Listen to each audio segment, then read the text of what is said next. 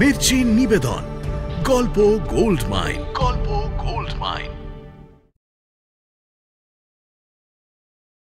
বইটির সত্ত্ব আনন্দ publishers private limited কর্তৃক সংরক্ষিত। আমাদের আজকের গল্পটি প্রাপ্তবয়স্কদের জন্য। মদ্যপান, ধূমপান ও মাদক সেবন স্বাস্থ্যের পক্ষে ক্ষতিকর। মির্চি গল্প গোল্ড মাইনে আপনাকে স্বাগত। মণিমাণিক্যে ভরা বাংলা সাহিত্যের কিছু জনপ্রিয় গল্প ও উপন্যাস দিয়ে সাজানো গল্প গোল্ড মাইনে আমাদের বিশেষ নিবেদন সরঞ্জিৎ চক্রবর্তী রচিত একটি সুন্দর প্রেমের গল্প পাতা ঝরার মরশুমে। নাট্যরূপ অর্পিতা চট্টোপাধ্যায়, পর্ব পরিচালনায় দেবলীনা আচার্য, প্রযোজনায় ভিজুয়াল অডিও।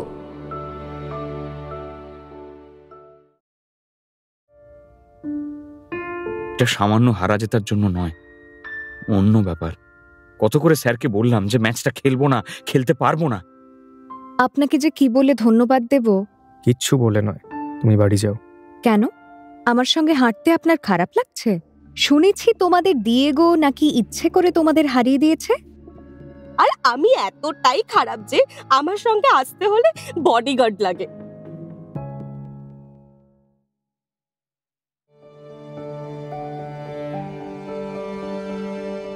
গঙ্গার পাড়ের শিল্পনগরী বাটানগর। এখন এই জনপদের গরিমা অনেকটাই স্তীমিত হয়ে এসেছে। এই আপাত শান্ত ছোট টাউনের দুই চির প্রতিদ্বন্দ্বী স্কুল, নঙ্গি স্কুল আর রবিন মেমোরিয়াল। এ কাহিনীর নায়ক নায়িকারা সকলেই এই দুই স্কুলের উঁচু ক্লাসের ছাত্রছাত্রী। রবিন মেমোরিয়াল কো এডুকেশন স্কুল। সেখানকার মেয়েদের ঘিরে নঙ্গি স্কুলের ছেলেদের অনেক স্বপ্ন, অনেক দুর্বলতা। আর লড়াই দুই স্কুলের মধ্যে বছরে দুটি ফুটবল ম্যাচ ঘিরে। নঙ্গি স্কুলের সুপারস্টার দয়ারাম আংরে ফুটবলের জাদু দেখিয়েই বিখ্যাত। সে বাটানগরের দিয়েগো মারাদোনা, যাকে রবিন মেমোরিয়ালের ছাত্র রুদ্র বলেছে সামনের ম্যাচটা ছেড়ে দিতে, তাহলেই সে রূপাইয়ের সঙ্গে কথা বলবে দিয়েগোকে নিয়ে। রূপাই, যার মুখটা মনে পড়লেই দিয়েগোর সব অস্তিত্ব বিপন্ন হয়ে পড়ে। আজকের ফুটবল ম্যাচে একের পর এক পাস মিস করছে দিয়েগো। একটা নিশ্চিত গোলও বার পোস্টের ওপর দিয়ে ভাসিয়ে দিয়েছে সে। তাহলে কি হবে আজকের ম্যাচের ভবিষ্যৎ? রূপাইয়ের প্রতি মোহ কি ভাসিয়ে দেবে দিয়েগোর স্পোর্টসম্যান স্পিরিট, খেলোয়াড়ের সততা?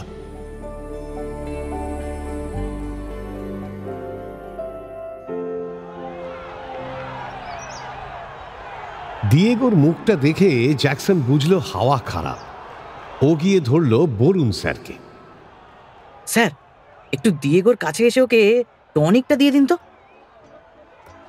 টনিক? ওই যে স্যার পিকে দেন না, কি সব লোকাল না ইন্টারন্যাশনাল টনিক, একটু দিয়ে দিন না। ছাগল, ওটা ভোকাল টনিক। স্যার খিঁচিয়ে উঠলেন। এমনিতেই টিম খারাপ খেলছে, তার উপর জ্যাকসন। কিন্তু জ্যাকসনও নাছোড়বান না। ও যাই হোক স্যার, ওই টনিকটাই একটু দিয়ে দিন না দিয়েগোকে। ও আমার নেতিয়ে পড়েছে দেখুন। দাঁড়া, তোকে টনিক দেওয়ার সময় হয়েছে। আসলে দিয়েগোকে যে কিছু বলার নেই সেটা জ্যাকসন জানে, তবু শেষ চেষ্টা করল। দিয়েগোকে গিয়ে বলল আর একবার, গুরু গুরু একটু দেখো, উতরে দাও দয়া করে। জ্যাকসন দেখল মাঠে নামার আগে আবার স্যারকে কিছু বলল দিয়েগো, কিন্তু স্যার আবার মাথা নেড়ে চলে গেলেন। একটু যেন বেদম হয়েই মাঠে নামলো দিয়েগো। জ্যাকসন ভাবল, আচ্ছা, দিয়েগোর কি আজকে খেলার ইচ্ছা নেই? সেকেন্ড হাফের শুরুটা একটু অন্যরকম ভাবে হলো। ডুডুর একটা শট বারে লাগলো, আমন একটা মিস করল। 12 মিনিটের মাথায় আবার ডান দিক থেকে একটা আক্রমণ শুরু হলো। আমন বল ধরে দুজনকে কাটিয়ে একটা ডিফেন্স চেরা পাস বাড়ালো দিয়েগোকে। এবার সুযোগ আরো সহজ। বলটা লাফাতে লাফাতে দিয়েগোর দিকে গেল, কিন্তু দিয়েগো শট মারার আগেই বলটা ওর শিনবনে লেগে বেরিয়ে গেল মাঠের বাইরে। জ্যাকসন উত্তেজনায় মাঠের থেকে এক মুঠো ঘাস ছিঁড়ে ফেলতে ফেলতে ভাবল, এ কি রে ভাই, দিয়েগো হাডুডুর মতো করে ফুটবল খেলছে কেন? এত সুযোগ নষ্ট করার জন্যই বোধহয় মনমরা হয়ে গেল নঙ্গি স্কুলের প্লেয়াররা। বরং 25 মিনিটের পর থেকে রবিন মেমোরিয়াল বেশ চেপে ধরল নঙ্গি হাইকে। এদিকে দিয়েগো বলই ধরতে পারছে না। কবির গোল পোস্টের দিক থেকে এবার দিয়েগোকে গালাগালি করতে লাগলো। কবির এমনিতেই শর্ট টেম্পার, তার উপর দিয়েগোর নমুনা দেখে ও ক্ষেপে আগুন হয়ে গেছে। এমনকি হাফ লাইন থেকে আমন আর রাইট স্ট্রাইকার পজিশন থেকে ডুডুও চিৎকার শুরু করেছে। দর্শকরাও অধৈর্য হয়ে উঠল, কে যেন চিৎকার করে একটা গালাগালিও দিল। এই দিয়েগোই যে আগের ম্যাচগুলোয় নঙ্গি হাইকে জিতিয়েছে সবাই ভুলে গেছে। অবশ্য ক্রাউডের চরিত্রই তাই, গত ম্যাচের পারফরমেন্স কেউ মনে রাখে না। জ্যাকসন বুঝলো আর উপায় নেই, ম্যাচটা ড্রই হয়ে যাবে। আর ঠিক তখনই ঘটল ঘটনাটা। ডান দিক থেকে একটা বল ধরে রবিন মেমোরিয়ালের মলয় অনেকটা ওভারল্যাপ করে কর্নার ফ্ল্যাপের কাছ থেকে বলটা সেন্টার করল। পেনাল্টি বক্সের মাথায় বলটা উঁচু হয়ে এলো। রবিন মেমোরিয়ালের চাপে নঙ্গি হাই তখন সবাই মিলে ডিফেন্স করছে। দিয়েগো নিচে নেমে এসেছে। বলটা হেড করার জন্য সবাই একসঙ্গে লাফালো। কবির গোল ছেড়ে বেরিয়ে এলো বলটা ধরবে বলে। ও সহজেই বলটা হাতে পেয়ে যাচ্ছে, কিন্তু কিসের থেকে কি হলো, লাফিয়ে ওঠা দিয়েগোর সঙ্গে ধাক্কা লাগলো কবিরের। দুজনেই মাটিতে পড়ে গেল। জ্যাকসন দুঃস্বপ্ন দেখার মতো মুখ করে দেখল বলটা ড্রপ খেতে খেতে চলে গেল গোলের সামনে ফাঁকায় দাঁড়ানো রুদ্রর পায়ে। মাঠের ওই ধার থেকে তখন চিৎকার উঠল। জ্যাকসন ততক্ষণে চোখ বন্ধ করে মাটিতে বসে পড়েছে। সব শেষ। চিৎকারটা বহুক্ষণ ধরে চলল। রেফারি খেলার শেষে বাঁশি বাজাবার পর সেটা আরো বাড়ল। বহুদিন পর নঙ্গি হাই স্কুল টমাস চ্যালেঞ্জ কাপের ম্যাচ হেরে গেল 0-1 গোলে। চারিদিক থেকে গালাগালি ভেসে আসতে লাগলো। প্লেয়াররা মাঠের ধারে প্রায় সবাই মাথা নিচু করে ছড়িয়ে ছিটিয়ে বসে পড়েছে। কবির হাতের গ্লাভসটা ছুঁড়ে ফেললো এক কোনায়। ওর চোখে জল।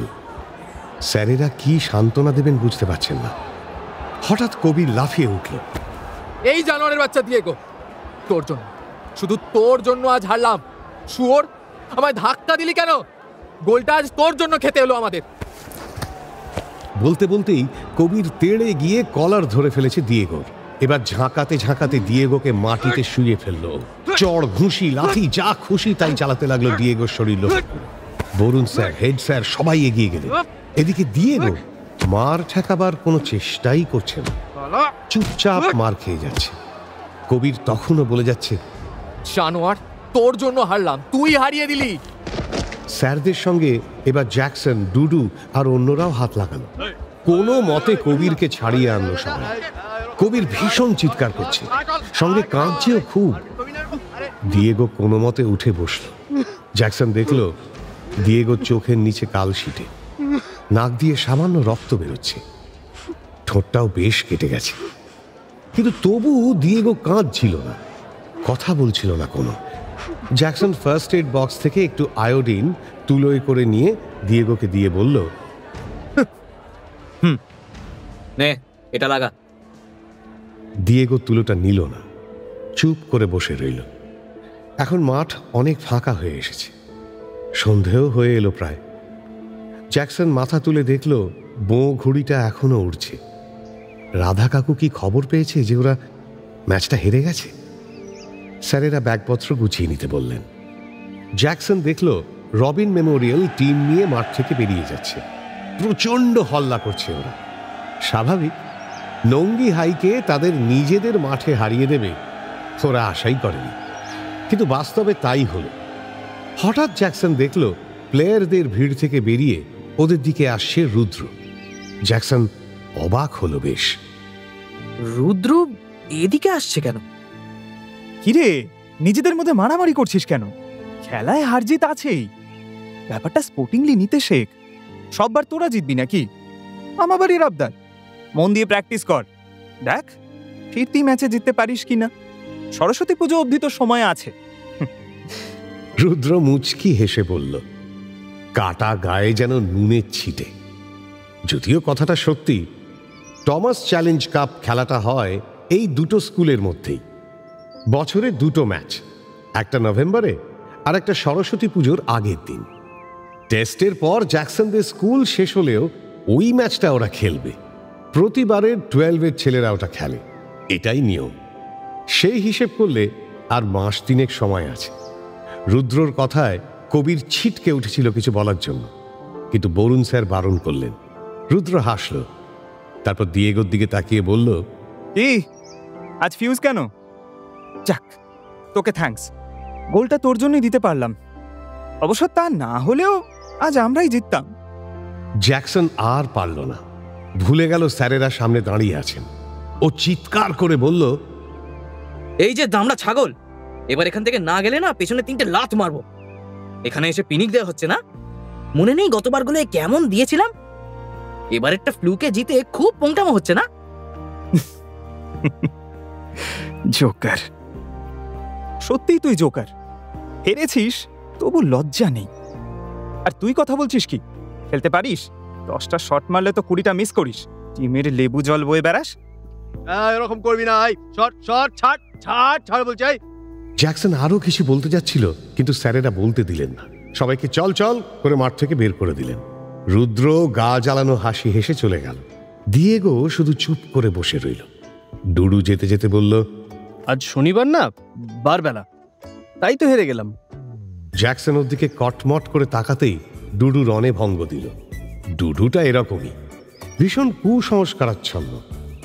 এর মুখ দেখা খারাপ, এই জামাটা পয়া, 1 শালিক মানে ব্যাড লাক, 2 শালিক মানে গুড লাক, এরকম হাজারটা প্রেজুডিস ওর। খেলার মাঠেও ওকে 7 নম্বর জার্সিটাই দিতে হবে, ওটা নাকি ওর গুড লাক চার্ম।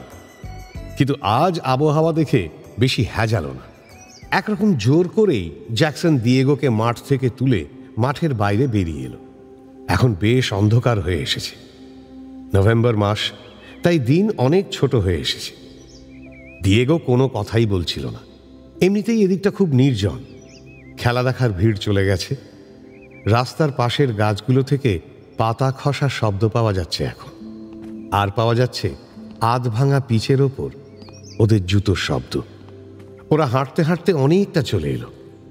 জ্যাকসন দেখল এখনো কথা বলছে না দিয়েগো। কি হলো গুরু, এত ঠান্ডা মেরে গেলে কেন? এই দিয়েগো, আরে কিছু বল না। একটা ম্যাচ হেরেছি তো কি হয়েছে, পরেরটা জিতবো। না, আমার ব্যাপারটা তোরা বুঝবি না। এটা সামান্য হারা জেতার জন্য নয়, অন্য ব্যাপার। কত করে স্যারকে বললাম যে ম্যাচটা খেলবো না, খেলতে পারবো না। কে কার কথা শোনে? এখন তাড়াতাড়ি চল, বাড়িতে কেউ নেই, আমাকে এক জায়গায় যেতেও হবে। মানে কি ব্যাপার? খেলতে পারবি না মানে? জ্যাকসন কৌতূহলী হয়ে উঠল, কিন্তু দিয়েগো আবার চুপ করে গেছে। মহা মুশকিল। জ্যাকসনেরও ভালো লাগছিল না। কাহা তো কার প্রশ্ন করা যায়। হাঁটতে হাঁটতে ওরা এসে থামলো একটা মোড়ে। সামনেই বিরাট এক বট গাছ। সবাই এই জায়গাটাকে বটতলা বলে। এই বটতলার নিচের ছায়াচ্ছন্ন জায়গাটা সন্ধ্যের সময় আরো অন্ধকার আর ভুতুড়ে দেখাচ্ছে। বটগাছটার নিচেটা বাঁধানো, সেখানে কারা যেন বসে আড্ডা মারছে। তাদের মুখ দেখতে পেল না জ্যাকসন। ওর আর দিয়েগোর বাড়ি যাওয়ার রাস্তাটা এখান থেকে দুভাগে ভাগ হয়ে গেছে। ডান দিকে যাবে দিয়েগো আর বাঁ দিকে জ্যাকসন। অন্ধকারে দিয়েগোর মুখটাও ঠিক দেখা যাচ্ছে না, ফলে জ্যাকসন বুঝতে পারল না ওর মনের ভাব কি। তবে আর দেরি করল না জ্যাকসন। চলে যাবে বলে ও সবে আসছি বলতে যাবে, এমন সময় বটতলার ওই আড্ডা থেকে একটা ছায়ামূর্তি বেরিয়ে এলো ওদের সামনে। কে লোকটা? মুখটা স্পষ্ট দেখা যাচ্ছে না। ছায়ামূর্তিটা নিচু কিন্তু শান্ত স্বরে জিজ্ঞেস করল, দিয়েগো, তুমি কি কবিরকে ইচ্ছে করে ধাক্কা দিয়েছিলে?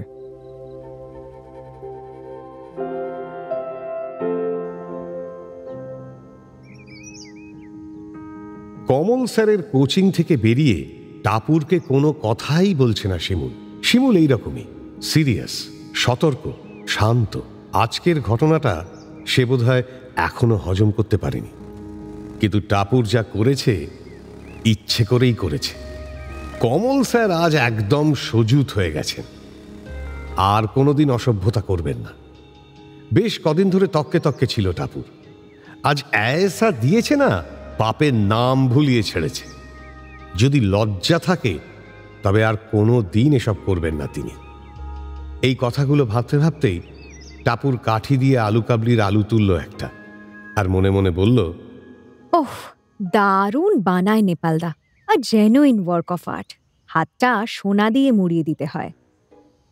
3 টাকা 4 টাকা যে যেমন বলবে ঝটাঝট নামিয়ে দেবে টক ঝাল আলু কাবলি। মাঝে মাঝে পাতাটাও খেয়ে নিতে ইচ্ছে করে টাপুরের। তা বলে ও গোগ্রাসে খায় না, খায় একটা একটা করে, আস্তে আস্তে, তাড়িয়ে তাড়ি। শিমুলটা এসব কিচ্ছু খায় না। ওই দেখো না কেমন মুখ করে ওর দিকে তাকিয়ে আছে, এক্ষুনি বলবে আলু কাবলির টক জলটা ড্রেনের থেকে নেওয়া। কি রে, খাবি নাকি শিমুল? ইস, দেখলেই মনে হয় অম্বল হয়ে যাবে। খাস কি করে তুই টাপুর? টাপুর নেপালদাকে টাকা দিতে দিতে বলল, আবার পৃথিবীতে জন্মাতে হবে তোকে, বুঝলি? যমরাজ যদি শোনেন তুই পৃথিবীতে ফুচকা, আলু কাবলি, পাপড়ি চাট কিছুই খাসনি, তাহলে তোকে আবার ফেরত পাঠাবে। এবছরই মাধ্যমিক পাশ করে 11-এ উঠেছে ওরা। এখন পড়াশোনার তেমন চাপ নেই, তবে ডিসেম্বরের শেষে ফার্স্ট টার্ম আছে। শিমুলটা অবশ্য এখন থেকেই তেড়ে পড়াশোনা শুরু করেছে। Poor girl. টাপুর নিজের মনেই হাসল। বেশি হাসিস না, আজ স্যারের সঙ্গে যা করলে সেটা ঠিক হলো? 100 বার ঠিক হয়েছে। উনি যা করতেন সেটা কি ঠিক ছিল? বুড়োটাকে ডোজ না দিলেই চলছিল না। ঘটনাটা সত্যি কেলেঙ্কারির। কমল স্যারের বয়স প্রায় 55-56 বছর। উনি কলকাতার নামী একটি স্কুলে পড়ান, আর প্রাইভেটে বাটানগরের স্টাডি এইড কোচিং সেন্টারে 11-12-এর স্টুডেন্টদের ফিজিক্স পড়ান। উনি টিচার হিসেবে দারুণ। স্যারের কাছে পড়ার জন্য তাই ভীষণ ভিড় হয়। কিন্তু এসবের মধ্যে একটা সমস্যা আছে। স্যার মেয়েদের একটু বেশি করে পড়ান বা পড়েন, মানে গায়ে পড়েন। সামান্য ছুতোনাতায় তাদের গায়ে হাত দেন। স্যারের হাত মাঝে মাঝে বিপদ সীমাও ছুঁয়ে ফেলে। এতে সব মেয়েরাই অস্বস্তিতে পড়ে। কিন্তু স্যারের এত নামডাক, এত খ্যাতি যে কেউ এই ব্যাপারটা নিয়ে মুখ খোলে না। টাপুর সবসময়ই একটু খোলামেলা জামা কাপড় পরে। মা রাগারাগি করলেও ও পাত্তা দেয় না। ছেলেরা লোভীর চোখে তাকাবে, তাকাক না, টাপুরের বয়ে গেছে। কমল স্যারের কাছে পড়তে আসার আগে টাপুর স্যারের এই ব্যাপারটা সম্বন্ধে শুনেছিল, কিন্তু ভেবেছিল বোগাস। বাবার চেয়ে বয়সে বড় একটা লোক এরকম হতে পারে, তাই আমল দেয়নি। কিন্তু ক্লাসে জয়েন করার 4 দিনের মাথায় কথাটা যে সত্যি সেটা বুঝল। সেদিন টাপুর একটা অনেকখানি পিঠ কাটা চুড়িদার পরে এসেছিল। স্যার পড়াতে পড়াতে টাপুরের পাশে এসে দাঁড়ালেন। টাপুর এমনিতেই খুন খারাপই দেখতে, তার উপর অমন ড্রেস। ব্যাস, স্যার পিঠে হাত দিলেন, বলতে লাগলেন, কিরে, যা বললাম বুঝেছিস? বলতে বলতে পিঠে হাত বোলাতে লাগলেন। স্যারের আঙুলের মাথা থেকে যে লোভ ঝরে পড়ছে সেটা ভালোভাবে বুঝলেও টাপুর কিছু বলতে পারছিল না, আবার সহ্যও করতে পারছিল না। জানোয়ার একটা, মনে মনে ভাবছিল টাপুর। সেদিন থেকেই ব্যাটাকে ঝাড় দেওয়ার তালে ছিল, আর সেটাই সম্পূর্ণ করেছে গত 2 দিনে, একদম স্ট্র্যাটেজিক্যালি। গতদিন টাপুর টিউশনে এসেছিল শাড়ি পরে, আর পরেছিল ফুল হাতা ব্লাউজ। ক্লাসে বসেও ছিল শাড়ির আঁচল দিয়ে পিঠটি ঢেকে, শুধু মুখটুকু দেখা যাচ্ছিল ওর। ঠিক মনে হচ্ছিল কাপড়ের পুঁটলি। সবাই জিজ্ঞেসও করছিল ব্যাপার কি, ও কোনো উত্তর দেয়নি। সেদিন স্যার টাপুরের ধারের কাছেও মারায়নি। আর আজকেই ছিল কাহানি মে টুইস্ট। টাপুর পরে এসেছিল স্লিভলেস ডিপ কাট টপ আর টাইট জিন্স। আগুন আগুন বলে রাস্তায় কিছু ছেলে আসার পথে আওয়াজ দিচ্ছিল। একজন চিৎকার করে উঠেছিল, দমকল চাই রে, আগুন যাচ্ছে, আগুন! যথারীতি স্যার ও সব স্টুডেন্টকে ছেড়ে আজ টাপুরকেই বেশি বোঝাচ্ছিলেন। বোঝাতে বোঝাতে স্যার যখন প্রায় ওর পিঠে হাত দিয়ে ফেলেছেন, ঠিক তখনই নিরীহ মুখে টাপুর বলল, স্যার, একটা কথা জিজ্ঞেস করব? গতদিন তো আপনি আমার কাছে এসে এত বোঝাননি, আজ আমায় এত বোঝাচ্ছেন কেন? আজ আমায় দারুণ লাগছে, তাই না? স্যারের চোয়াল বোয়াল মাছের মতো খুলে গেল। সারা ক্লাস চুপ, শুধু টাপুর হাসছে। দিয়েছে বুড়ো নুড়ো জেলে। টাপুর এরকমই, ওর যা ইচ্ছে হয় ও করে, ওর সঙ্গে চালাকি নয়। স্যার আর না পড়িয়ে বেরিয়ে গেছেন ক্লাস থেকে। শিমুলের কথায় ট্রান্স কাটল টাপুরের। একটু বাড়াবাড়ি করে ফেলছিস আজকে। হ্যাঁ, কিচ্ছু বাড়াবাড়ি হয়নি। চরিত্রের স্ক্রু ঢিলে হয়ে গিয়েছিল, একটু টাইট দিয়ে দিয়েছি ব্যাস। আর ছাড় তো, তুই এত টেনসড হচ্ছিস কেন? সবটাতে ভয় পেলে চলে? শিমুলটা এরকমই, সবসময় কি হয় ভাব। একবার ক্লাস 9-এ পড়ার সময় ওর পিছনে একটা লোফার টাইপের ছেলে লেগেছিল। মানে রাস্তায় দেখলেই শিমুলকে উত্ত্যক্ত করত, পেছন পেছন সাইকেল নিয়ে যেত, এমনকি ওদের পাড়ার মোড়েও দাঁড়িয়ে থাকত। শিমুল তো ভয়ে আধমরা। একটা সময় এলো যখন প্রায় 2 সপ্তাহ ও স্কুলই গেল না। ওর বাবা মা কত বোঝালো, ওর দিদি রঙ্গনা কত সাহস দিল, কিন্তু কে শোনে কার কথা? শিমুল রাস্তায় বেরোলোই না। তখন খুব সাহায্য করেছিল রুদ্র। টাপুর রুদ্রকে বলেছিল ব্যাপারটা, কারণ রুদ্রকে বলা যায়। ছোট থেকে রুদ্র টাপুরের দাদার মতো। টাপুর রুদ্র স্কুলেই পড়ে 1 ক্লাস নিচে। অবশ্য রুদ্র কমার্স আর টাপুর সায়েন্স। রুদ্রই বাঁচিয়েছিল সেবার। ছেলেটাকে ডেকে নিয়ে গিয়ে কি করেছিল কে জানে। ছেলেটা আর শিমুল মুখ হয়নি। রুদ্রকে জিজ্ঞেস করাতে বলেছিল, জানবি সব জিনিসের ওষুধ আছে। আমার বয়স হয়তো কম, কিন্তু আমি ওষুধগুলো জানি আর ঠিকঠাক অ্যাপ্লাই করি। রুদ্র এমনই, ভীষণই আপরাইট। কিভাবে কাজ হাসিল করতে হয় জানে। এই জন্যই তো টাপুর এত পছন্দ করে রুদ্রকে। ও মাঝে মাঝে ভাবে, রুদ্র যদিও নিজের দাদা হতো, ও রুদ্রর জন্য সব করতে পারে। ওদের পাড়ার গলিতে শিমুল ঢুকে গেল। ওর নাকি পড়াশুনো করতে হবে। পারেও বাবা মেয়েটা। কিন্তু টাপুর এখনই বাড়িতে যাবে না। ওর মোবাইলের কার্ড ফুরিয়ে গেছে, রিচার্জ করাতে হবে। পকেট মানি হিসেবে ওর বরাদ্দ মাসে 1000-1,500 টাকা, আর 450 টাকার মোবাইলের কার্ড। টাপুর জানে ইচ্ছে করলেই ওর বাবা ওকে 5000 টাকা হাত খরচও দিতে পারে। ওর বাবার লেদার এক্সপোর্টের বিজনেস। এছাড়া পেট্রোল পাম্পও আছে একটা। বাটানগরের লোকে বলে যে ওর বাবা নাকি টাকার কুমির। বাটানগরে একমাত্র ওদের বাড়িটাই 4 তলা। বাড়ির মধ্যে কিচেন গার্ডেন থেকে শুরু করে সুইমিং পুল সব আছে। ওরা ইচ্ছে করলেই কলকাতায় গিয়ে থাকতে পারে। কিন্তু বাবার সব ব্যবসায়ী এই অঞ্চলে। তাছাড়া টাপুরের মা কলকাতাতে থাকতেই পারবে না। এত জায়গা, বাড়ির সামনে বাগান, কলকাতায় পাবে কোথায়? মোবাইলটা রিচার্জ করিয়ে দোকান থেকে বেরোতেই ছেলেটাকে দেখল টাপুর। আজও মোটর বাইক নিয়ে দাঁড়িয়ে আছে, প্রায় দাঁড়িয়ে থাকে। টাপুর জানে অনেক ছেলেই ওকে দেখে, কিন্তু এরকম রুটিন মেনে কেউ ওকে ফলো করে না। ডিসগাস্টিং। হঠাৎ রোগ চেপে গেল টাপুরের।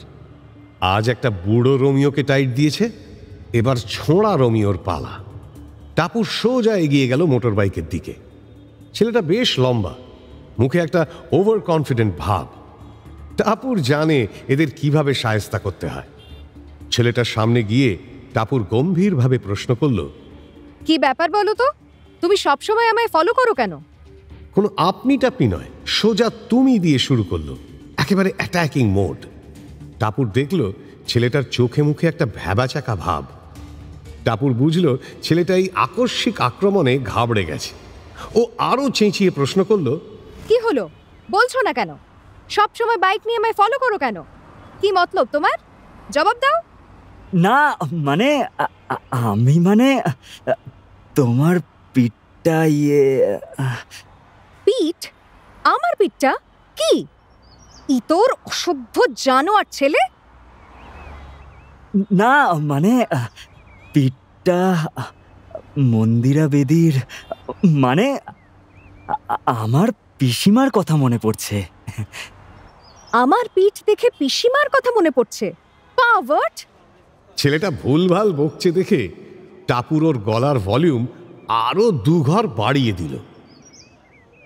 প্রায় সন্ধে 7টা বাজে। এই অঞ্চলটা লোকজনে ভর্তি হয়ে আছে। চিৎকার চেঁচামেচি শুনে অনেকেই বিনা পয়সায় সার্কাস দেখতে ভিড় জমিয়ে ফেলেছে। একজন জিজ্ঞেস করল, কি হয়েছে? এই ছোকরা কি তোমায় বিরক্ত করেছে? টাপুর জানে সুন্দরী মেয়েদের সাহায্য করার লোকের অভাব পৃথিবীতে নেই। লোকটার দেখা দেখি আর একজন এগিয়ে গিয়ে ছেলেটার কলার ধরল।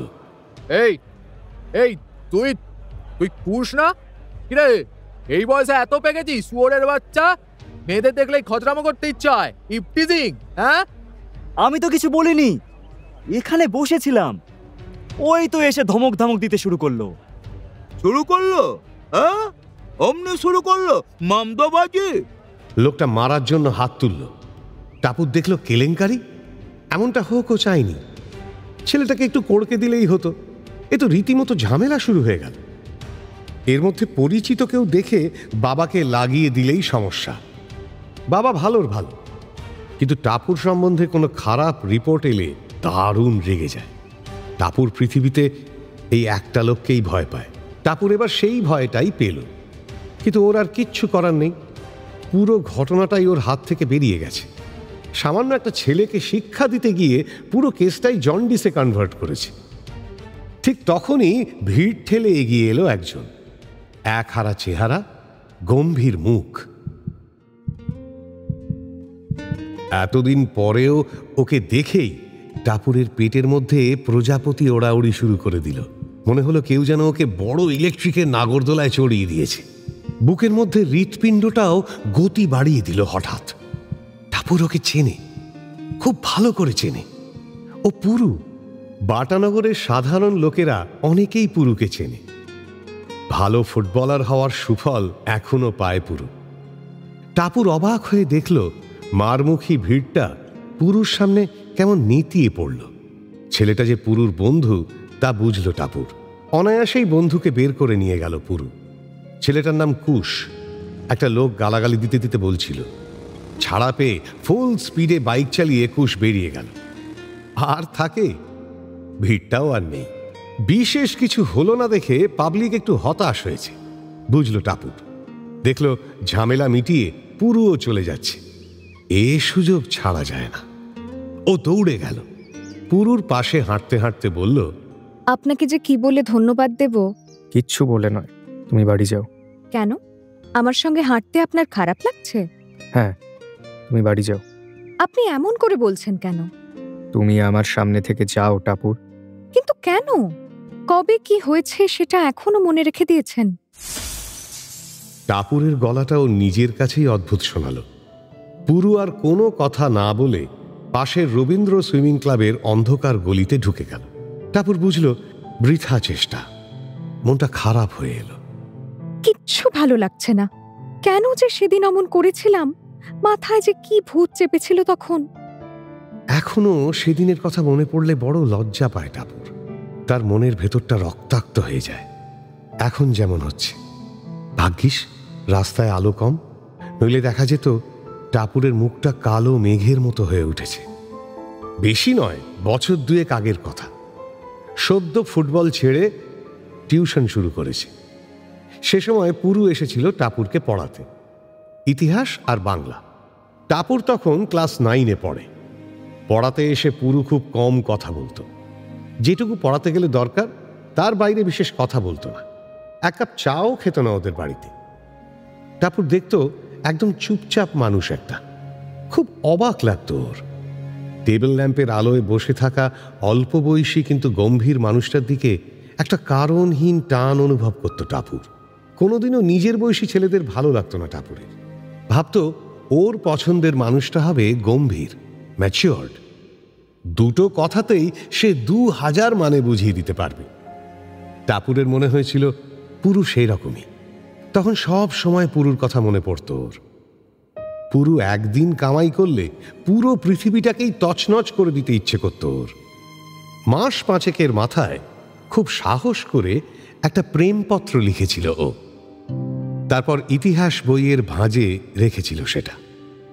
বইটা সেদিন পুরু নিয়ে যাওয়ার কথা ছিল। সে টাপুরের একটা টেস্ট নেবে, তার প্রশ্ন বানাবে সেখান থেকে। সপ্তাহে 2 দিন টাপুরকে পড়াতো পুরু। চিঠিটা দেওয়ার পরের দিন পড়ার দিকে তাকিয়ে বসেছিল টাপুর। একই সঙ্গে ভালো লাগা আর ভয়ে কাজ করছিল। খেতে বসে খিদে নেই, রাত্রে ঘুম আসতে চাইতো না কিছুতেই। কারো সঙ্গে কথা বলতে ইচ্ছে করতো না। সারা দিন মন খারাপ হয়ে থাকতো ওর।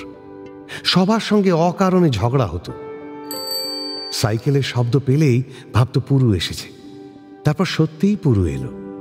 সন্ধ্যের দিকে সাইকেলের মৃদু ঘণ্টা শুনেই বুঝল টাপুর। পড়ার ঘরে যেতে পা যেন সরছিল না ওর। কিন্তু ঘরে গিয়েই দেখল সেই গম্ভীর চুপচাপ একটা মানুষ। সেদিন কি যে পরীক্ষা দিল টাপুর ভগবান জানে। অশোক হয়ে গেল সমুদ্রগুপ্তের ছেলে, রানা প্রতাপকে নিয়ে গেল ঔরঙ্গজেবের সময়, হর্ষবর্ধন হয়ে গেল বাংলার প্রথম সুলতান। কিন্তু টাপুর দেখল পুরু চুপচাপ, যেন কিছুই হয়নি। একসময় পরীক্ষা শেষ হলো, পুরু উঠে দাঁড়াল।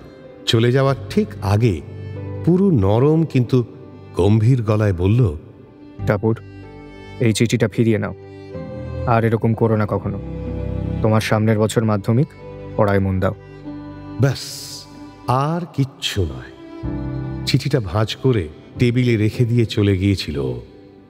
চোখ ফেটে জল এসে গিয়েছিল টাপুরের। এত অপমান! নিজেকে কি ভাবে ও? সাধু পুরুষ? আমার ভালোবাসার কোনো দাম নেই? দাঁড়াও, দেখাচ্ছি মজা। দুদিন পরে টাপুরের বাড়ির কাজের লোক ডেকে নিয়ে গেল পুরুকে। টাপুরের মা আগুনের মতো মুখ করে বসেছিল। বাবা সে সময় বাইরে গিয়েছিল কাজে। টাপুর মাকে বলেছিল পুরু ওকে নোংরা চিঠি লিখেছে, অনেক কুইঙ্গিত ভরা একটা চিঠি। পুরুর হতভম্ব মুখ দেখে খুব আনন্দ হয়েছিল টাপুরের, ভেবেছিল বেশ হয়েছে। টাপুরের মা ছোট লোক, ইতর, জানোয়ার, যা খুশি বলে অপমান করেছিল পুরুকে। পাল্টা একটা কথারও জবাব দেয়নি পুরু। মুখ নিচু করে উঠে গিয়েছিল শুধু। সেদিন সারা রাত ঘুম আসেনি টাপুরের। বারবার মনে পড়ছিল শান্ত আর গম্ভীর একটা মুখ। জানলা দিয়ে ঠিকরে আসা জ্যোৎস্না ছড়ানো বিছানায় শুয়ে কখনো আনন্দে কখনো দুঃখে খুব কেঁদেছিল। এ কি জয় না পরাজয় ও বুঝতে পারছিল না, কারণ টাপুর জানত পুরু আর কোনো দিন ওদের বাড়িতে আসবে না। বাবা ফিরে আসার পর মা সব বলেছিল বাবাকে। বাবা এসে টাপুরের কাছে চিঠিটা দেখতে চাইল। হাতের লেখাটা মিলিয়ে দেখল টাপুরের হাতের লেখার সঙ্গে। টাপুর হাতের লেখা পাল্টে চিঠিটা লিখেছিল, কিন্তু চিঠিটা যে নকল সেটা বাবার ধরতে সময় লাগলো না। টাপুরকে দু চারটে প্রশ্ন করে বুঝেও নিল ব্যাপারটা। বরাবরের মতো টাপুর বাবার সামনে মিথ্যে বলতে পারল না। বাবার চোখ দুটোর দিকে তাকালে কেমন অবশ হয়ে যায় টাপুর। বাবা ভীষণ রেগে গিয়েছিল। জীবনে প্রথমবার টাপুর চড় খেয়েছিল সেদিন। বাবা বহুদিন কথাও বলেনি টাপুরের সঙ্গে। পরে বাবা নিজে পুরুর কাছে গিয়ে টাপুরের হয়ে ক্ষমা চেয়ে এসেছিল। টাপুরও পুরুর সঙ্গে কথা বলতে চেষ্টা করেছিল। পুরু কথাই বলেনি। টাপুর নিজের সব দোষ স্বীকার করেছিল, তবু পুরু একটুও নরম হয়নি। পাথরের মতো মুখ করে ফিরিয়ে দিয়েছিল টাপুরকে। আজকেও ঠিক তাই হলো।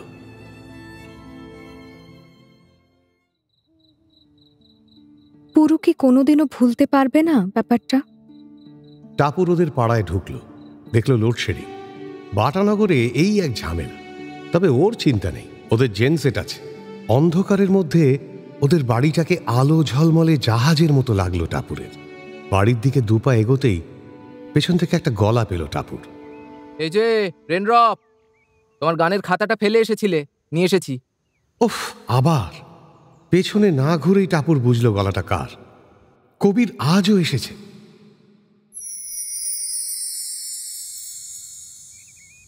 মাঝে মাঝেই আয়নার সামনে দাঁড়িয়ে থাকে ডুডু।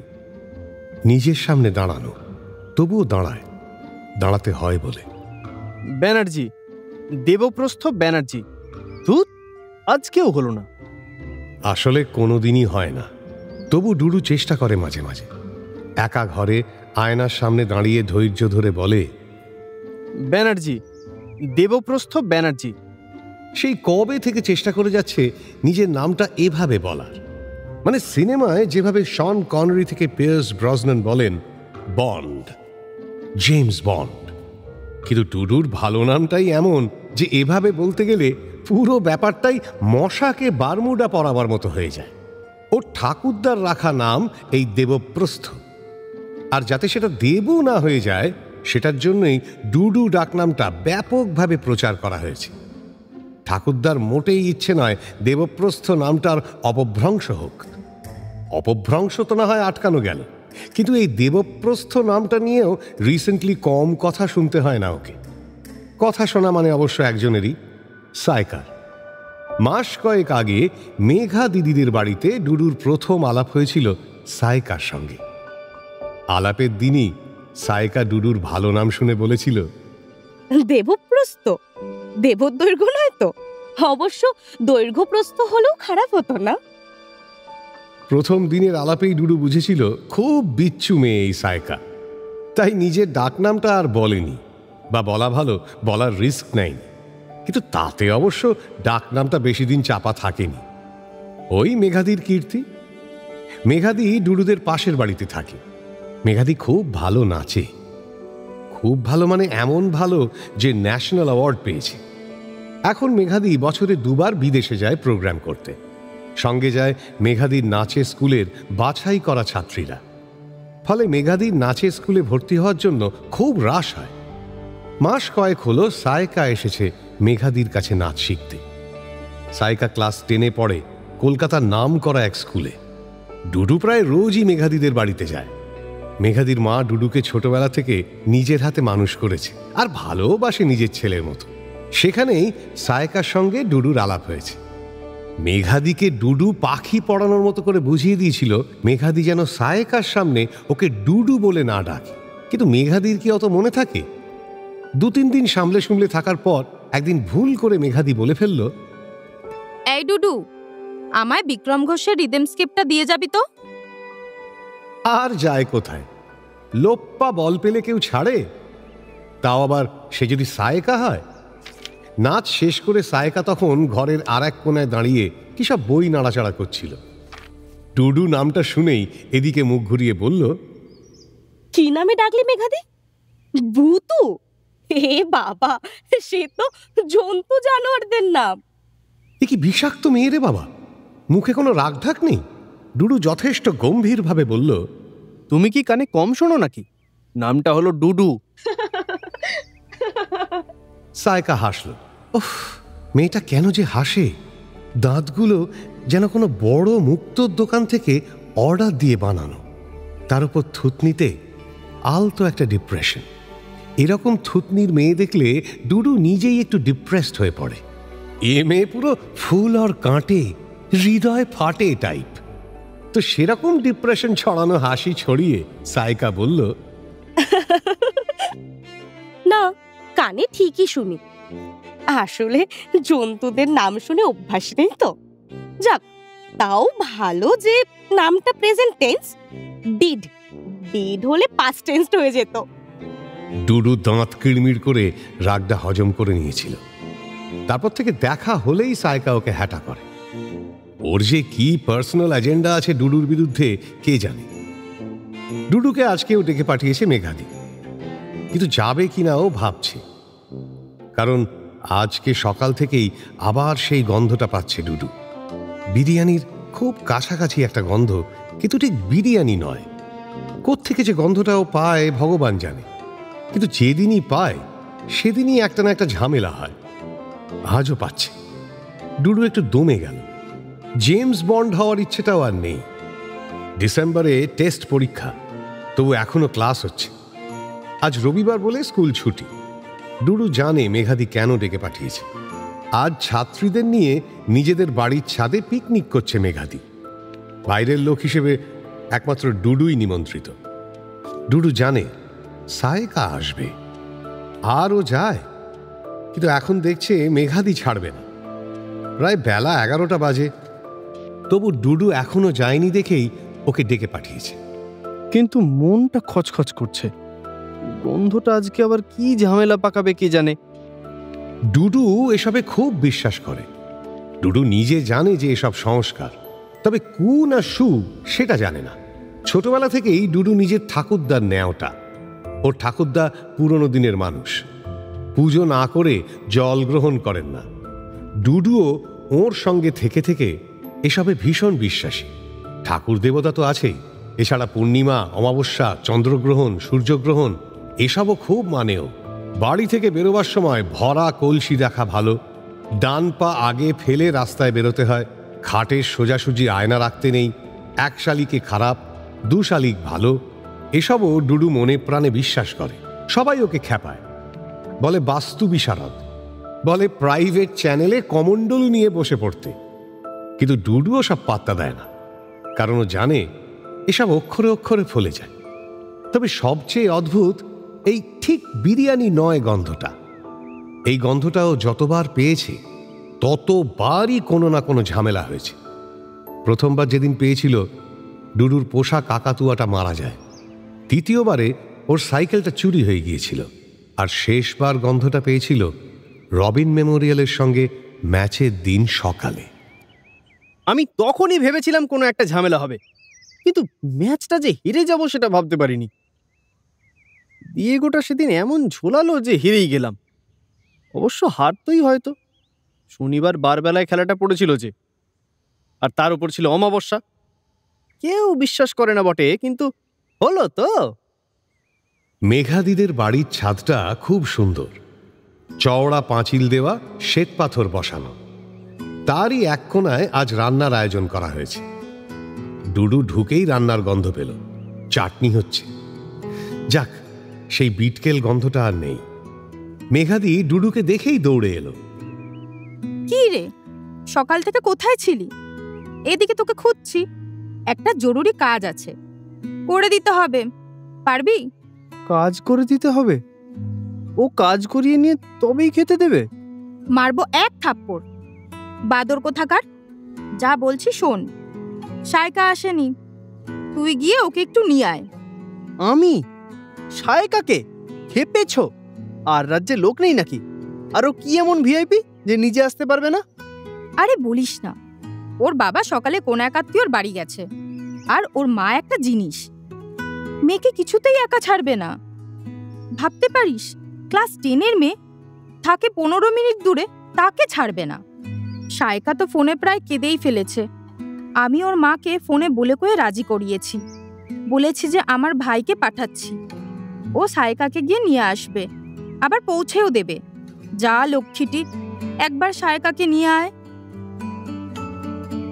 ডুডু বুঝল ঠিক বিরিয়ানি নয় গন্ধটার তাৎপর্য। মেঘাদিকে না করতে পারবে না। নাও, এবার নিজের বাঁশ নিজে জঙ্গল থেকে কেটে আনো, সারাদিন ধরে হ্যাটা হও। অনিচ্ছা সত্ত্বেও ডুডু জিজ্ঞেস করল, ওর বাড়িটা কোথায়? সাহেব কলোনিতে F4 বাংলো। ওর বাবার নাম অলিভ কুমার জানা। গেটে গিয়ে জিজ্ঞাসা করবি, দেখিয়ে দেবে। ও বাবা, সাহেব কলোনিতে থাকে নাকি? সে তো ঘেমা জায়গা। সত্যিই তাই, বাটা কোম্পানির টপ বসেরা ওখানে থাকে। পাঁচিল দিয়ে ঘিরে গোটা কতক বাংলো একেবারে আলাদা করা সেখানে। ওই কম্পাউন্ডের ভেতরে butter officers club, tennis court, basketball court. সবাইকে ওই কম্পাউন্ডে ঢুকতে দেয় না। ও মেঘাদি, আমায় কি ওখানে ঢুকতে দেবে? দূর বোকা, সায়কার মা তো গেটে বলে রাখবে, তুই ফালতু চিন্তা করছিস। নে, চট করে গিয়ে ওকে নিয়ে আয়। ডুডু বুঝল না করে কোনো লাভ নেই আর। ও বেরিয়ে পড়ল। আকাশটা যেন নীল টাইলস বসানো একটা সুইমিং পুল, যেন এখনই এক ফোঁটা জল গায়ে এসে পড়বে। এর মধ্যে ঠান্ডা হাওয়া দিচ্ছে বেশ। শীত প্রায় চলে এলো। এ সময় বাটানগর ভীষণ সুন্দর হয়ে ওঠে। চারিদিকে গাছপালার রং বদলাতে শুরু করে। সবুজ থেকে ধীরে ধীরে পাতারা লাল হলুদ হয়ে ওঠে, আর সারা দিন অল্প অল্প করে পাতারা ঝরে পড়ে নিচে। রাস্তার দুপাশে ধীরে ধীরে জমে ওঠে ঝরা পাতার স্তূপ। বিদেশ হলে একে বলা হতো ফল, কিন্তু এখানে বলা হয় হেমন্ত। সেই নামটাও দারুণ। এসবের মাঝে সকালে সাইকেল চালিয়ে টমাস বাটা অ্যাভিনিউ দিয়ে যেতে ভালোই লাগছিল ডুডুর। সাহেবদের তৈরি করা টাউনশিপ তো, সবকিছু এত মাপ মতো আর সুন্দর যে ভাবা যায় না। বড় বড় সবুজ মাঠের মধ্যে লাল সাদা কোয়ার্টার, রাস্তার দুপাশে গাছ, কালো মাখনের মতো রাস্তা, নিখুঁত। সাহেব কলোনি সেই গঙ্গার ধারে। ওই কম্পাউন্ডের ভেতর অনেক আগে একবার ঢুকেছিল ডুডু, তারপর বহুদিন যায়নি।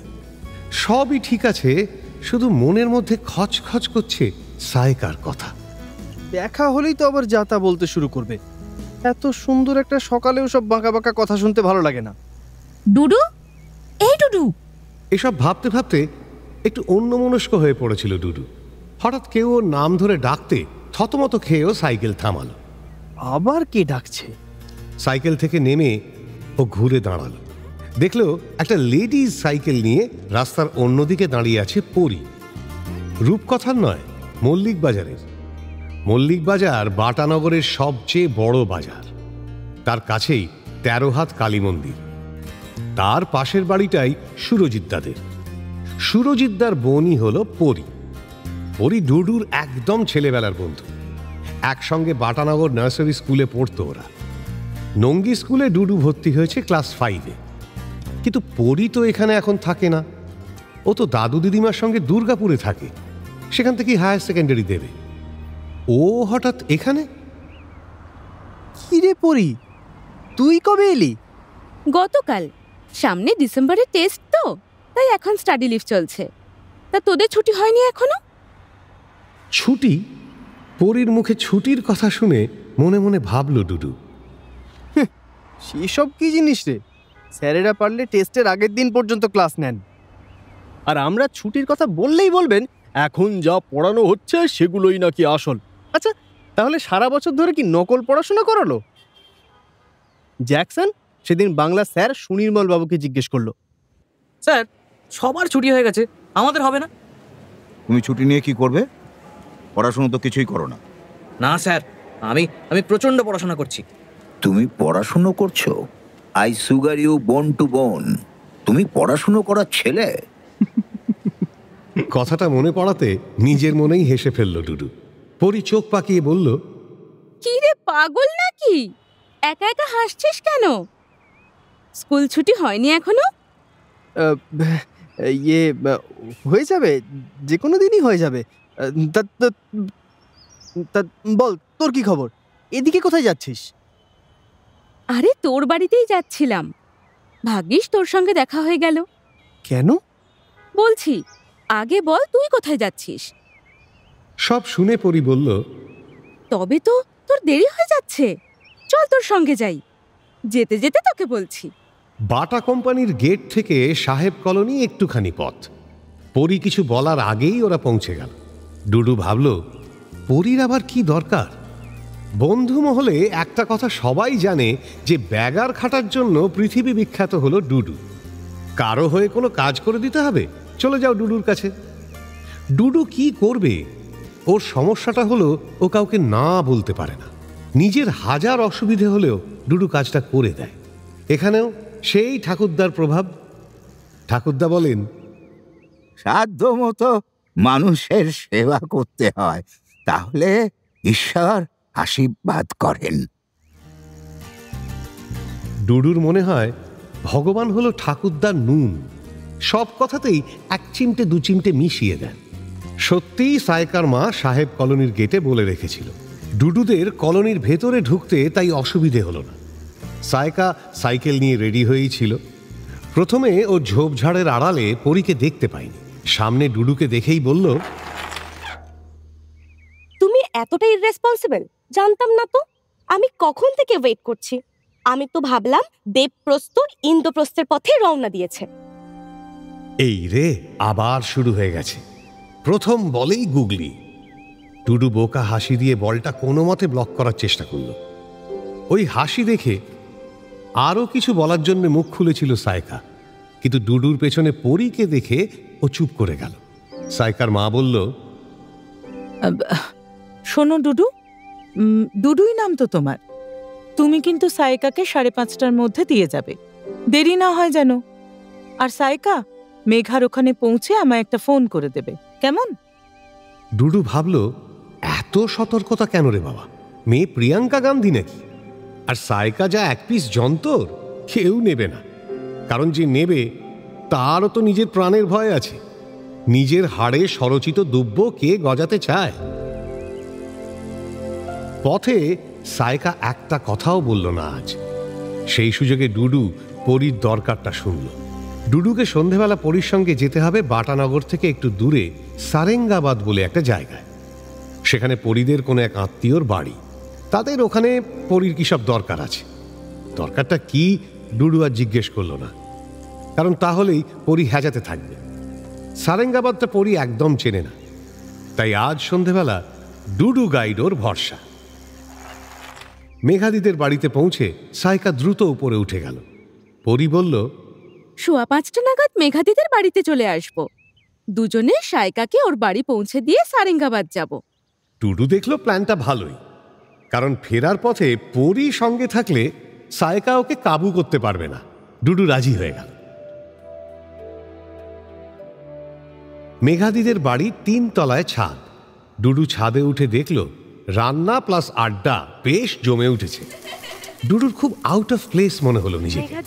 ভাবতে লাগলো, এতগুলো মেয়ের মধ্যে আমি একা বসে কি করব?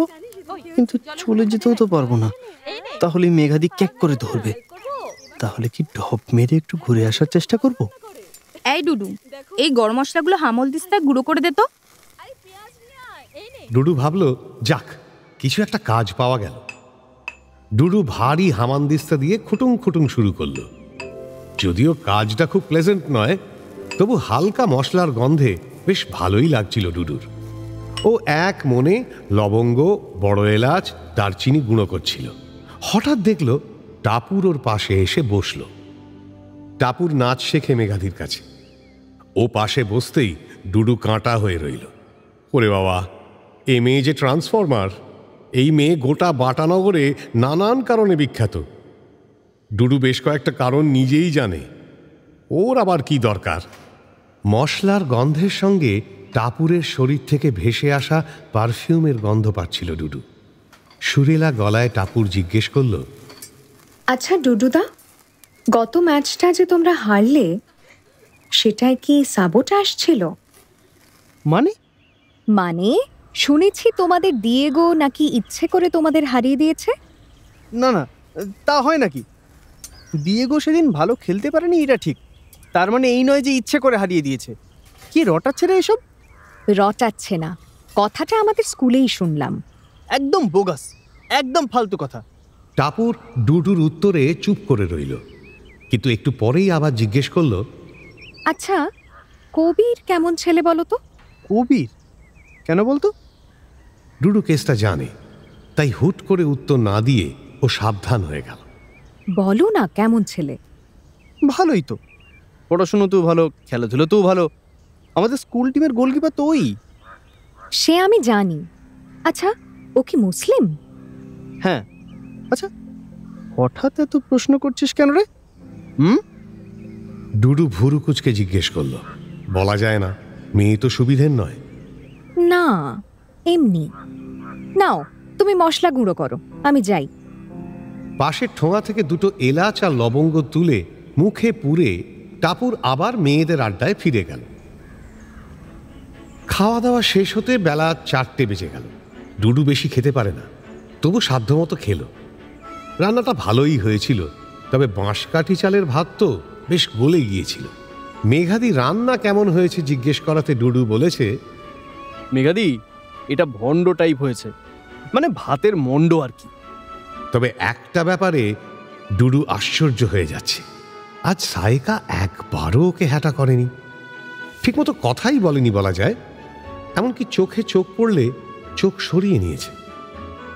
যাকে বাঁচা গেছে। কথা বলা মানেই তো মুরগি করার চেষ্টা, আর এতগুলো মেয়ের সামনে সেটা খুব একটা ভালো হতো না।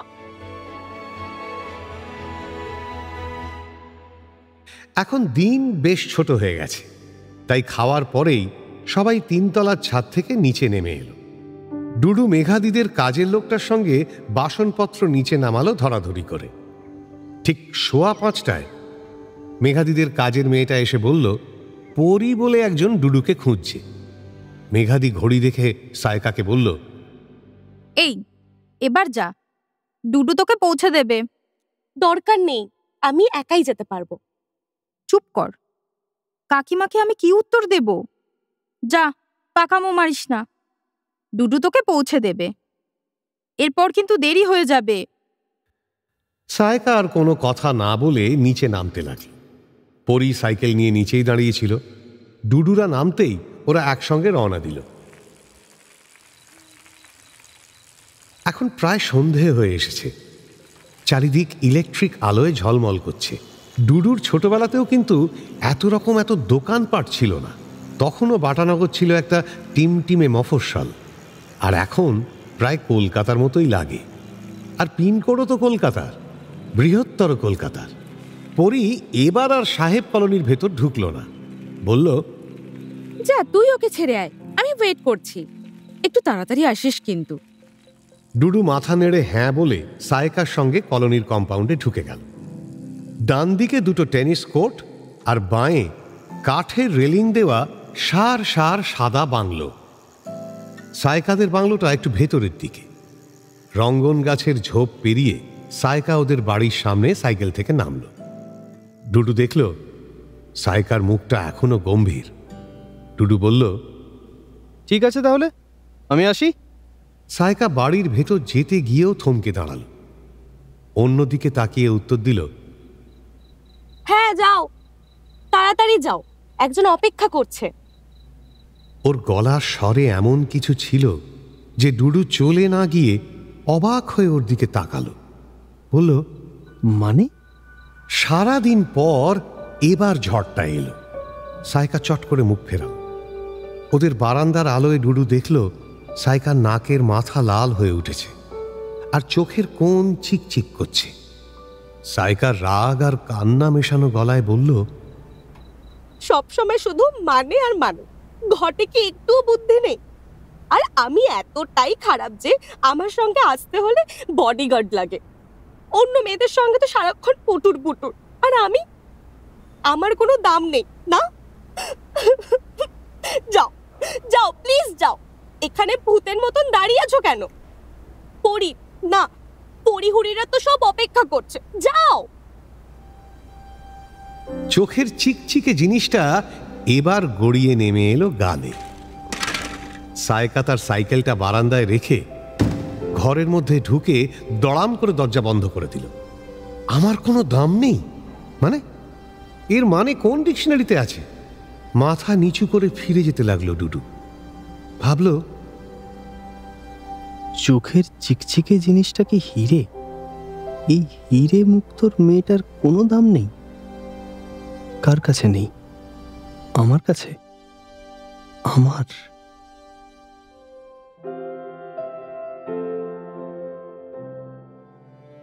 কেউ জানে না এই কটি কিশোর কিশোরীর জীবনে কি হবে। কেমন আছে দিয়েগো ম্যাচ ছেড়ে দিয়ে? তার অপরাধ বোধ বনাম ফুটবল। শুনুন পরের পর্বে।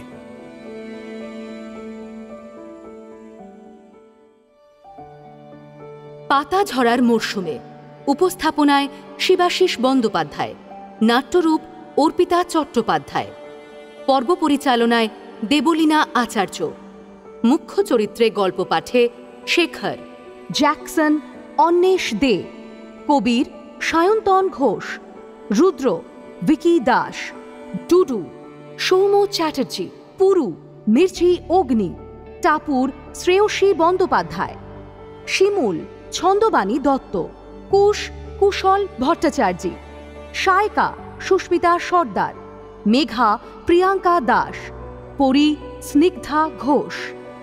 এছাড়াও রয়েছেন অন্যান্য শিল্পীবৃন্দ। আবহ সঙ্গীত কৌশিক দাস, প্রযোজনায় ভিজুয়াল অডিও, সৃজনশীল পরিচালনায় ইন্দ্রাণী চক্রবর্তী। শুনলেন মির্চি গল্প গোল্ড মাইন, সরঞ্জিতের লেখা পাতা ঝরার মরশুমে।